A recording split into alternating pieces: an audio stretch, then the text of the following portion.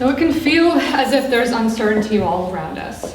Every day we wake up to news feeds that are filled with information that is uncertain, unsettling, and sometimes downright terrifying. I should know I'm a cognitive scientist who studies uncertainty communication.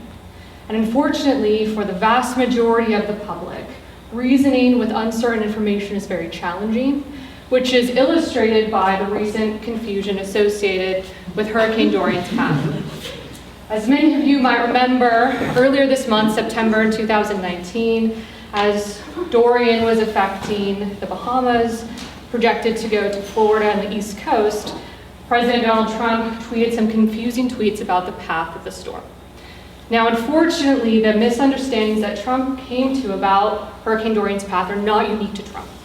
We all share these same types of miscommunications, and what I'm going to talk about today is some of the cognitive science around why we misunderstand hurricane forecasts and how we can all become more informed information consumers. So I'd like to start by saying that the way that information is presented has a profound influence on our decisions. For example, here are different color schemes you can use to color code your data. I'm sure almost everyone in here has tried to color code their data before. These are two different data sets that I'm going to show you. The first one is a two-dimensional data set. It should look like a sphere. It should be completely smooth and continuous. And this one here is a digital elevation map that is the underlying data used to create topographic maps. And this is actually an island off of Hawaii.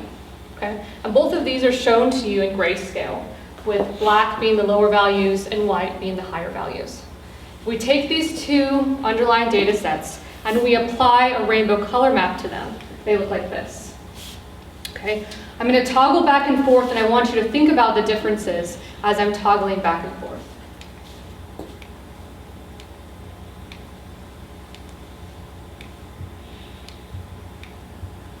Okay, what do you see? What are the differences between this visualization and this visualization? What are you noticing? Any thoughts? More than two categories are very obvious. Right, which ones are the most obvious to you? The bright ones. The bright ones. Is that all? Probably the green. So you're probably noticing this big area of green in here, right? And maybe some large swaths of blue. So one thing that's going on is that when you have the data visualized with these rainbow color maps, because the different color categories have the same representation, some information is being masked in here. For example, take a look at this real data feature right here. This is an area that's very steep off the island. In this version, it's completely gone. So this is a real feature in the data that people need to know about to make decisions with their visualization. And when we represent it with this rainbow version, it's completely masked. And one of the ways you can start to figure out if the visualization that you're looking at is manipulating the data is by taking a look at the legend. If we look in this legend, that portion of green is overrepresented. So that starts to give us a clue as to if this particular way of visualizing the data is not accurately portraying the data. Did you see any other differences between these two that you'd like to point out? Any other ones? Sure. I mean, it's a lot easier to tell that it's a circle, like a very clear-cut circle. Right. So actually, this isn't a perfect circle. It goes from 0 to 100 in a completely continuous way. But what you're pointing out is this looks like a circle that starts here. Yeah, right? So this cyan band here is an artificial feature in the data that's created entirely because of this rainbow color map. There's also, you kind of see in this projector, in this yellow section, there's also an artificial band that is not there in the data whatsoever. So in addition to masking features in the data, it's making these perceptual features that aren't there whatsoever. So it's entirely manipulating the way that we're understanding the underlying data. Let's look at one more. This is the default color scale used in MATLAB. How many MATLAB users? Okay, lots, right? So you see this particular color scale used in many neuroscience imaging papers because it's the default. We often use the default of programs. I'm going to toggle back and forth, and I want you to think about the differences between these two. What are you seeing? What are the big differences? One that I'll point out is that we're still seeing this effect where there's features in the data that are being created that are not there, but they're not the same. Look at this cyan band, and if we see it here, it moves, just moving around arbitrarily. There's no rhyme or reason for why this cyan band should be here. It's not in the data at all, and it's just kind of moving around arbitrarily. So there's even differences between different rainbow color maps. There's no consistency here, and there's no rhyme or reason for why this is happening. It's just sort of an accidental feature of this particular visualization choice. And what we found in 2018 is that rainbow color maps perceptually discretize data. We see them as bands or sections rather than continuous information, which is a problem because they are continuous. The other issue with that is that the discretization happens in unpredictable ways across different data sets. So let's say you do want discretization for whatever reason. You want someone to see a yellow section and a red section and a blue section. That way that it is happening isn't going to be the same if you change anything in your data. So it's unpredictable across different data sets, and that's a massive problem. The whole point here is that the way that information is presented has a profound influence on our judgments. I showed you examples of color, which is a pretty basic choice in data visualization, but when you're visualizing your own data, you're making 3 to 10 different choices about how to actually visualize it, and all of those choices matter, and they interact with one another. So it's your responsibility as a scientist to make sure that you are clearly and effectively communicating your data with visualizations. So I'm going to tell you some of the cognitive science around how we can make better data visualizations. I'm going to start with this model here that we proposed in 2018. This model illustrates the visualization decision-making process, not learning or memory, but how we make decisions with visualizations. It starts here with a visual array, which is a very jargony term for visualization. Ends over here in a behavior or judgment. For the purposes of this talk, I'm going to call out just these two components here, which is working memory and a graph schema. Rather than giving you jargony definitions of these two items, I'm going to illustrate what I mean by the relationship between these two concepts. Okay, we have a figure here. It's a simple figure. It is showing you the population growth of species X over time. And it denotes when a predator species was introduced into the ecosystem. Now, if you're making a fast, snap decision, you might think, oh, well, when that predator species was introduced into the ecosystem, that correlated with a drop in the population of species X. Raise your hand. How many people see why that interpretation is incorrect? Very good. We have quite a few in the room. I'm going to give you a couple more seconds for those of you who are not familiar with this type of visualization to try to get it. For anyone who raised their hands, what did you see? Why is that interpretation correct? What do you think? The y-axis goes from 1,000 to 0 instead of 0 to 1,000. Exactly. So what he's noting is that the y-axis is incorrectly ordered. Now, in order to interpret this correctly, what you have to do in your mind is to mentally transform the data. And I want you to try to do that now. Imagine as if the y-axis is correctly ordered with lower numbers at the bottom, higher numbers at the top, and flip all the data in your mind. Give it a shot if you can right now.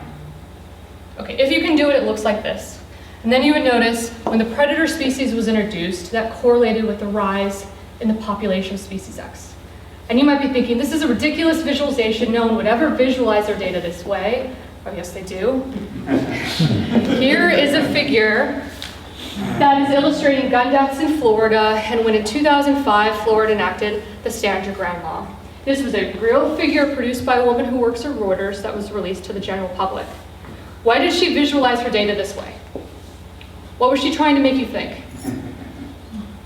Stand your ground work. Exactly. She's trying to make you come to the exact opposite conclusions about gun deaths in Florida. The way that information is visualized has a profound influence on your judgments, and people know that, and so should you. Okay? So what does this have to do with that model that I was telling you about? We have a visualization, and then we have a schema or conventions that we've learned to understand graphs. And maybe we had a great teacher who taught us these rules of thumb to understand visualizations, or maybe we've just picked it up through lots of exposure to graphs. And our schema suggests that lower numbers should be lower on the y-axis and higher numbers should be higher. And we just assume that's the case, unless we're very well-educated visualization consumers and we check to make sure that our assumptions are correct. So if we see a visualization and it doesn't match our mental representation, our schema for what it should be, then we have to do a mental transformation to make the two align. And as you saw, the mental transformation process is effortful. It requires working memory. It is not an automatic process. You have to deliberately decide to do these mental transformations. And okay, so working memory is a big topic in cognitive science that's very intricate, that's been studied for many, many years. I am using a vast oversimplification of it. For the purposes of this talk, I'll use working memory, sort of like cognitive effort, the amount of energy you're going to use to do a mental transformation. So that's how these two concepts relate. The idea of a schema, these rules that you have in your mind, and working memory, or the amount of effort that is required of you to interpret a visualization. So what do these tell us about hurricane forecasts? These are the types of images we're shown when hurricanes are approaching. And in 2017, we had 17 named storms and over 750 deaths. And that death count is from the US alone. Other countries have less of a capacity to count their dead, because death counts are very politically contentious topics. So their death counts tend to be much higher, but I'm not reporting them here. In a very developed country, we had 750 deaths alone, so you can imagine that the death count is much higher in other areas. Just this year, Hurricane Dorian, I think we had 54 deaths. And we are at the start of hurricane season. Due to climate change, we are going to experience a rise in the severity and the frequency of hurricanes and all natural disasters, and that's a fact. The things that I'm telling you about today are important because there's lots of people that this is affecting, but it's only going to affect more people in the future. So these are the types of images that were shown when these hurricanes are approaching. And I told you about color, right? The importance of color. Look at all these different choices that visualization designers are making. There's color and line and many, many different factors. So what we want to do in my lab is to systematically evaluate the importance of some of these different visualization choices. Because the truth is, people are making these very complex decisions here, where they think about all sorts of things when they evacuate. Do they know their evacuation route? Do they have family members they have to evacuate with? Do they have enough money to evacuate? On and on and on. And this part of the decision should be as simple as possible. This part should be a no-brainer, so they can save all of the hard mental calculations they have to do for the really complex decisions. So that's what we want to do, make these easier. I'm going to show you a sampling from some of the papers that we've done in this space, and then highlight a specific study to talk about in detail. Okay, in our original work, we looked at different ways to visualize the path of a hurricane. There's different visualization techniques for that we've compared. We've also looked at animation techniques to represent the positional uncertainty and the intensity uncertainty of a storm.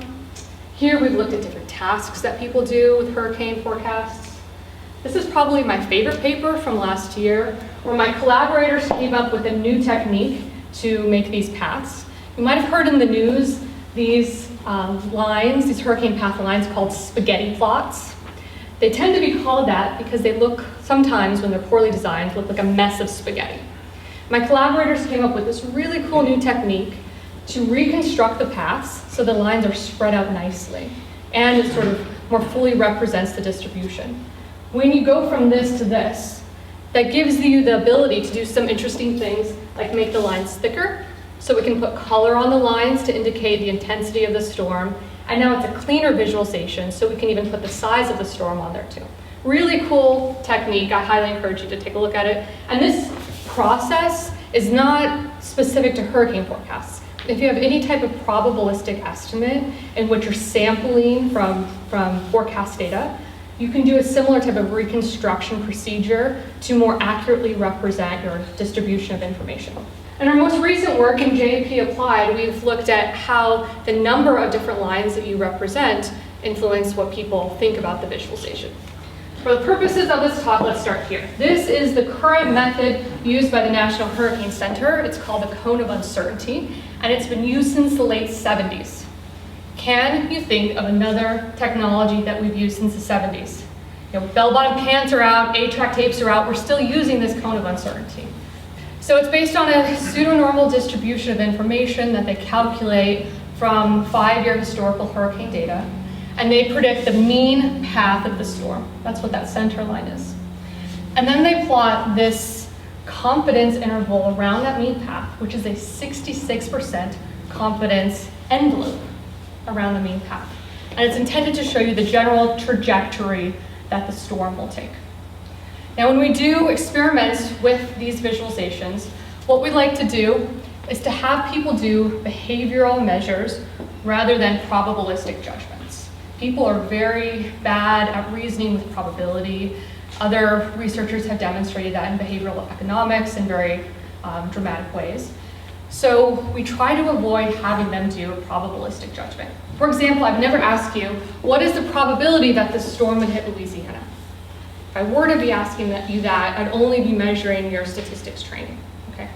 Instead, we try to find a measure that people can intuit, that will give us some indication about how they're reasoning with this visualization, and includes uncertainty.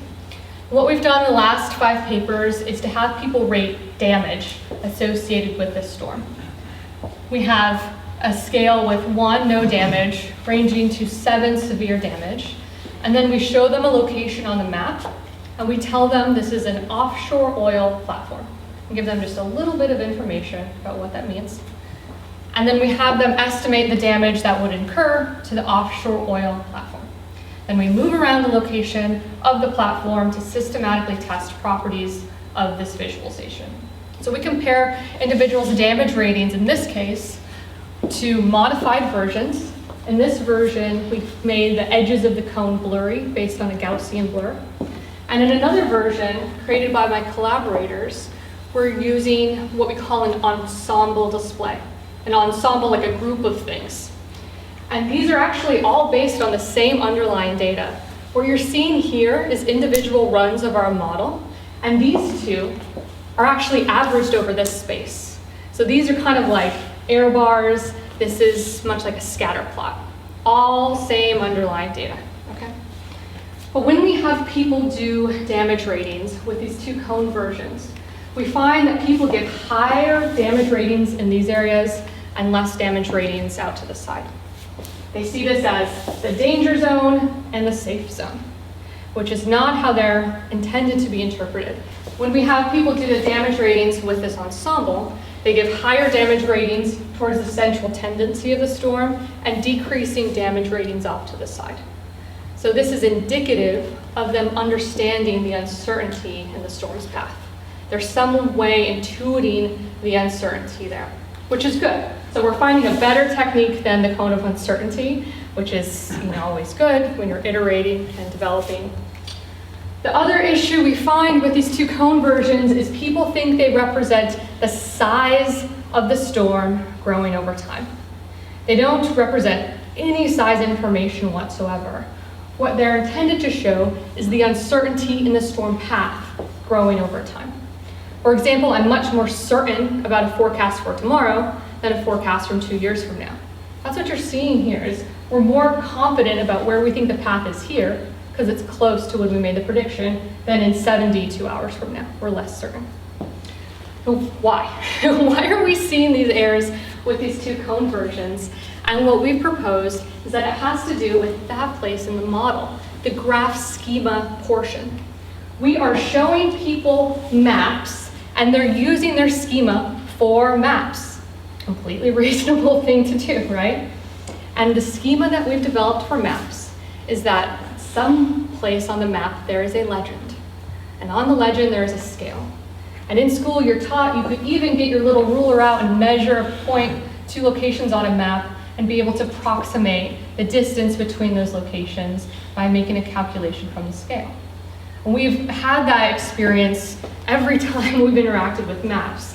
It's very much ingrained in the way we interpret maps. If people were to interpret this correctly, they'd have to take the strategy that they've used their entire lives, suppress that, take this physical pixel width here, pretend it has no physical properties and remap it onto something abstract like uncertainty.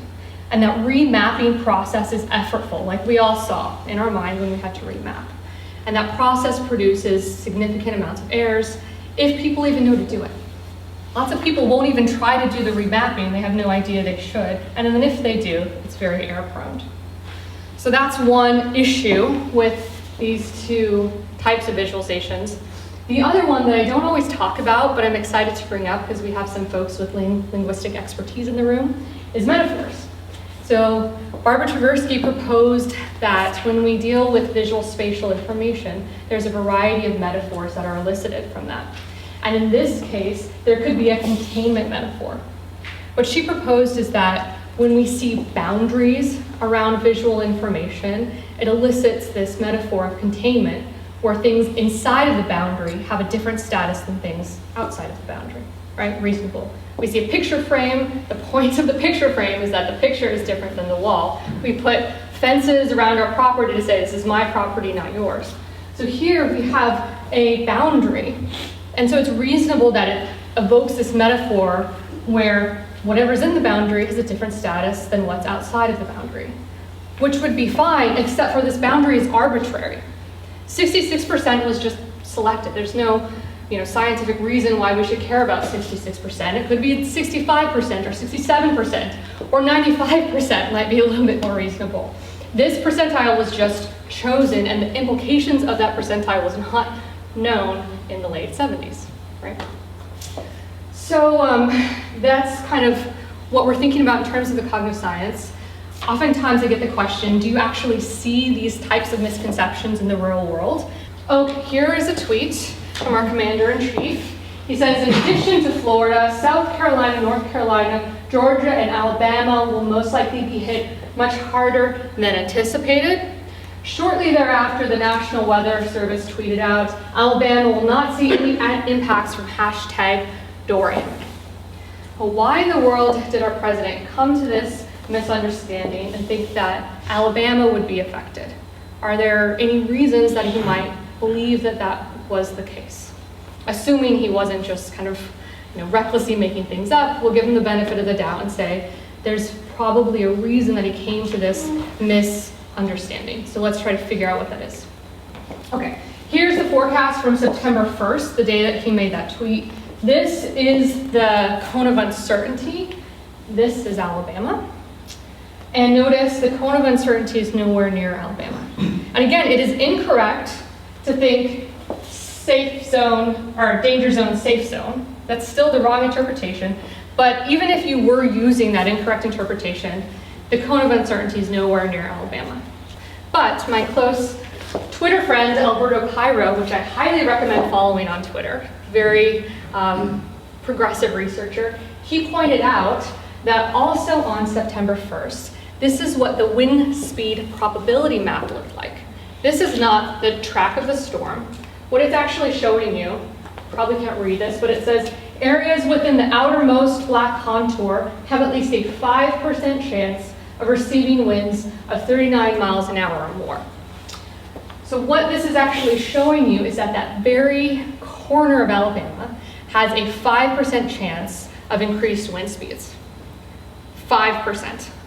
It is not going to be hit. There's a 5% chance of increased wind speeds. But in any case, Trump could be using one single schema to interpret these maps for all types of visualizations. He could be using the schema where he says, danger zone, safe zone. If he were to think that, then that would be one of the sources of the miscommunication. What are some of the evidence that he might actually be thinking that? Well, some of you might remember this. He annotated the storm track to circle that little bit of Alabama that was represented in the wind speed probability maps. So in some ways, he's kind of giving us an insight into what he was thinking the actual projection was, which looks fairly similar to the region affected by that wind speed probability map. What other evidence do we have? We have a tweet by him. He says, just as I said, Alabama was originally projected to be hit. He's using his evidence for hit as a probability wind speed map. He's showing us a probability wind speed map, the one that doesn't talk about hitting anything, just percentages of wind speed. And he's saying that's evidence he has for making claims about Alabama. So this is some converging evidence that the president interprets virtually all hazard maps, regardless of what they're showing, as danger zone, safe zone. And the truth is, this isn't unique to him. We find these in our controlled laboratory studies as well. Okay, so what did we learn from this experiment? The main outcome is that this type of visualization doesn't seem to have these misconceptions. We're not seeing this inside-outside effect, danger zone, safe zone kind of thing. So we're done, right? We did a great job. We're wonderful scientists. Let's go on sabbatical. No. In order for me to feel comfortable endorsing this technique, I wanted to understand what types of schemas are elicited by this visualization. Because this is new. We can assume that people haven't learned how to interpret this yet. They haven't been taught. What happens when you see new information? You pull in heuristics or schemas from other contexts. Sometimes that can be good, but we don't know. So we need to figure out what schema people are using, and that will give us a very clear prediction whether this is appropriate for all people and what types of tasks this is appropriate for. So what I did was to survey the different visualization techniques out there, and I realized that our visualization shares a lot of properties with this type of visualization. This is a Google Maps screenshot showing your route from Merced up to Yosemite. And you're shown multiple routes to that location. I don't know if you remember the first time you ever used an application like this, but there was some learning that you had to do. You had to learn the conventions of what is being shown to you. It might feel intuitive now, but you did have to learn it at some point. And the things that you had to learn, the conventions, the schema that you've developed for these, suggests that you're shown multiple routes to a location. And these are deterministic, finite paths. You're not shown a distribution of paths. You must take one path, but not another, okay? And if people were to use the conventions that they've learned in this case to interpret this display, that would lead to some misunderstandings, and let me show you why. Here is an animation created by my collaborators, and it's showing the simulation plotted over time. Essentially, they take 5-year historical hurricane data and new initial conditions of the storm, and they make small perturbations to the model based on sampling from the perturbation space. And each one of these lines represents one of those perturbations to the model. That was a very jargony description of something that you could probably intuit by just looking at this visualization, which is that this outlier here isn't that meaningful. It seems to be just one outcome of many, many, many outcomes, and you should probably focus on where most of the lines are being grouped together. And you can kind of get that just by looking at the animation if I didn't tell you anything about it. But we don't show them this nice animated version. We show them the static version here. And in the static version, it is not intuitive that each of these lines aren't a predicted path of the storm, that these are just sampled from a distribution and they happen to be outliers. So the reason that we started with these static versions, this non-animated version, is because the majority of places that need the most help in terms of uncertainty communication don't have access to high-speed internet. They don't have iPads that people are walking around updating their information. Places like western coast of Haiti, which is where I worked, for example. So we wanted to start by making a static version as easy and effective to understand as possible, because lots of people only have access to this static information, if this at all. Okay, and then we wanted to move to the animated version. Lots of times you see talks where they propose that, the best new technique is this animated version of our application where users give us information and we update, blah, blah, blah, blah, blah. That's really great if you want to exclude a large portion of the population. So we tried to focus on something that would be accessible. But at the cost of animation, it isn't clear that each of these aren't a specific predicted line, that this is just sampled from information. So we wanted to ask participants, try to probe them in some way to see if they're using the conventions that they've learned here to understand this display. And I'll show you an illustration of how we would do that. This is the most simple hurricane forecast you've ever seen. There's 3 lines, and one of them is hitting your town. What is the probability that the storm will affect your town? Just call out any probability that comes to mind. 5%. Okay. Any other ones? 32. Okay, right. Most people think 33. If you said anything other than 33, I would bet you a soda that you first thought 33, and then you knew this was a trick question, so you changed your judgment. But right, so most people say 33. Now in your mind, think to yourself, is there a greater chance that the hurricane will affect your home here than here? Okay, so this isn't some, tricky psychology experiment that I came up with. It was based on a real forecast that I saw. Here is a hurricane forecast from Irma. Remember I told you these were called spaghetti plots? These even kind of look like spaghetti noodles. They're the right color and kind of nature to them. Anyways, I was looking at this forecast and I thought, oh, well, shoot, what if you live here? What if you live on that island here? What do you do? Really, what would you do? Do you run over to your TV and measure how far away you are from the closest ensemble member? In our recent JAP Applied paper, we did a review of the 20 most watched hurricane forecasts for Irma, the ones on the news, and we found on average, people are shown these path visualizations for 1 minute and 54 seconds. So you have 1 minute and 54 seconds to make a life and death decision, and not one of those forecasts explained to the viewers how these were made or how to interpret them. So you're given no information, you're just shown this, you have 2 minutes to make one of the biggest decisions of your life. What do you do? What if your grandmother lives here? A little island, and one of those ensemble members hits her house. Say you have just enough money for one of you to evacuate. Does she go to your house? Do you go to hers? Do you send grandma inland? What do you do? And I mean, these are sort of hypothetical scenarios, but this is a real hurricane that affected people. This isn't a laboratory study.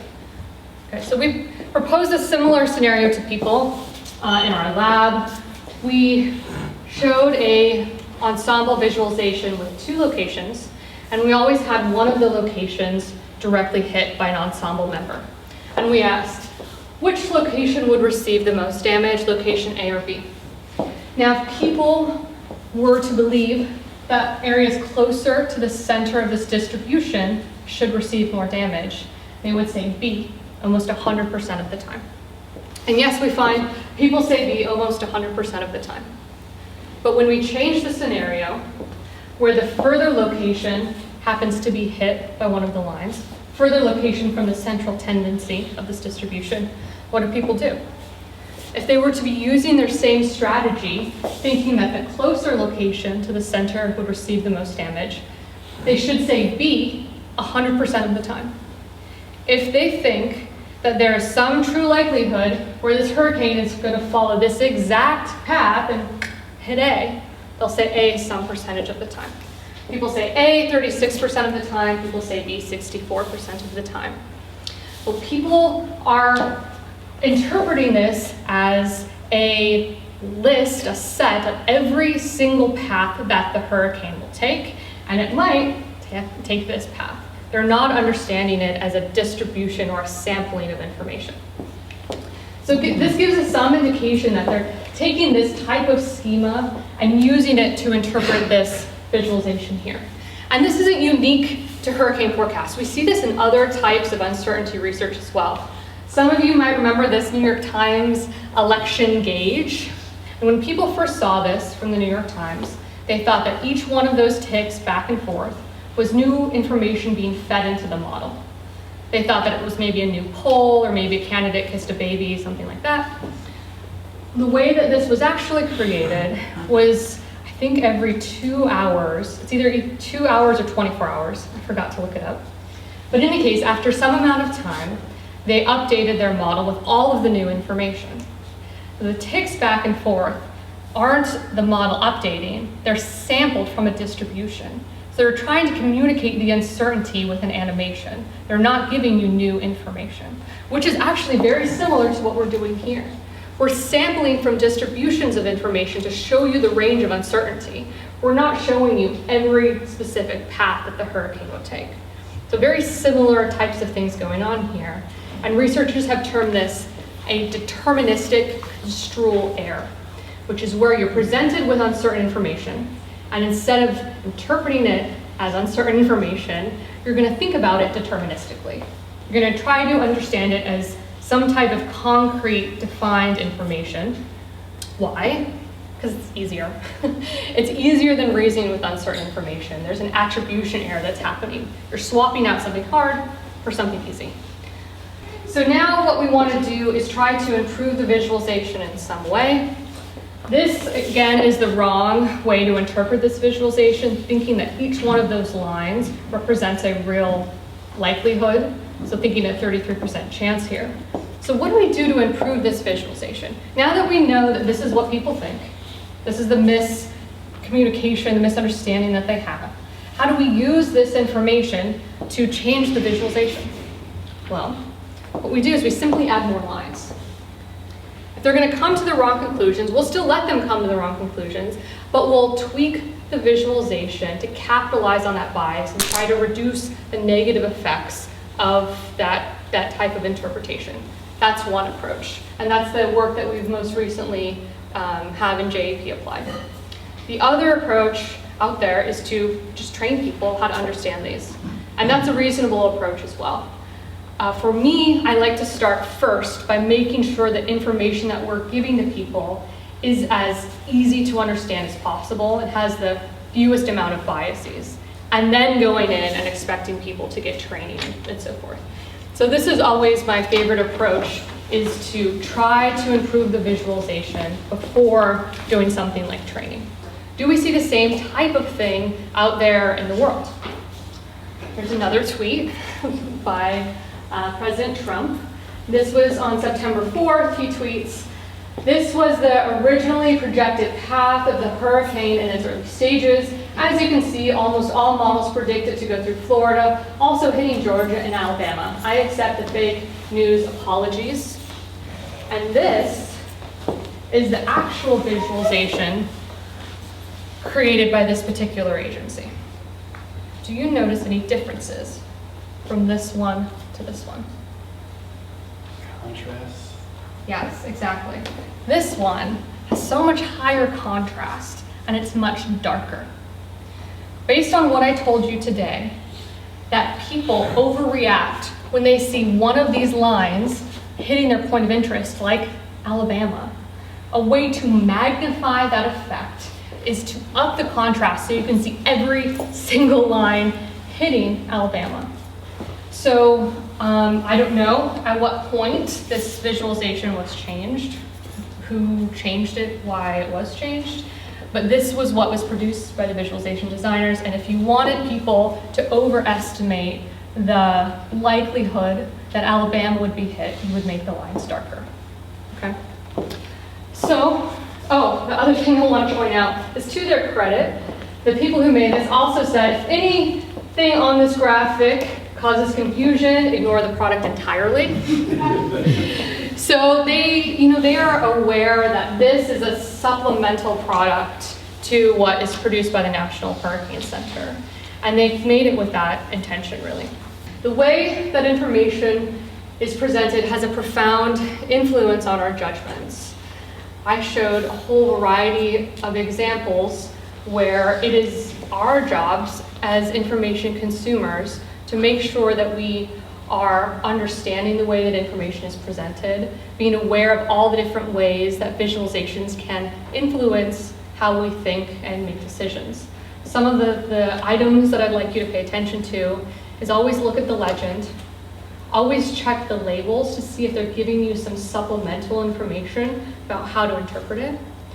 Also, we're in a world where we need to try to go back to primary sources as much as possible. Visualizations go through so many channels in social media and everywhere else. At any stage, someone can manipulate that information. So if you're really using a visualization to make a decision, try to find the actual source and ensure to yourself that it hasn't been manipulated in any way. The other thing is, as scientists ourselves, it is our responsibility to make sure that the information we are producing is as easy to understand as possible and does not misrepresent our data in any way. With that, I want to give special thanks to all my many collaborators. In particular, these two are the folks who are responsible for all of those fancy visualizations that I've just talked about. Luz on the job market, so smart recruiters might be interested. I'm accepting graduate students, so if you know anyone who is interested in this work, please let them know. Interested students can learn more about applying at space.ucmerced.edu. You can also find free access to all my publications there. And if you're interested in just updates on this work, follow me on Twitter. I'm very active, as you noticed from this talk. If you just want more information on these topics, a great paper of mine, shameless self-promotion, is a review paper from 2018 where I cover all of the decision-making literature on visualizations. It's entitled Decision-Making with Visualizations, a Cognitive Framework Across Disciplines. And a nice pop side version of that is from one of my favorite people, Alberto Cairo. It's termed How to Lie with Charts. I just got a pre-press copy of it. You can pre-order it now. It should come out in a couple weeks. It's funny, it's entertaining, and you will learn how to be a more informed visualization consumer. Thank you.